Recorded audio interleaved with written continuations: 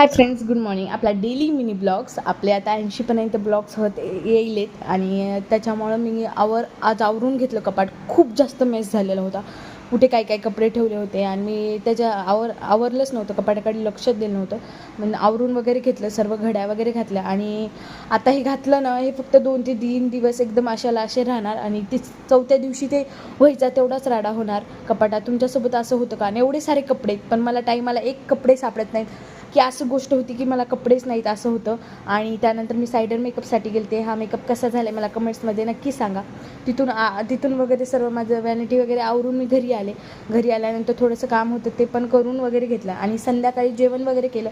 तुम्हाला माहिती मी संध्याकाळी जेवण केलं, चक्रा मारत असते बाहेर डायजेस्ट होण्यासाठी.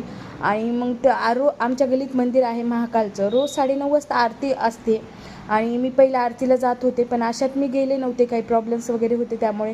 आणि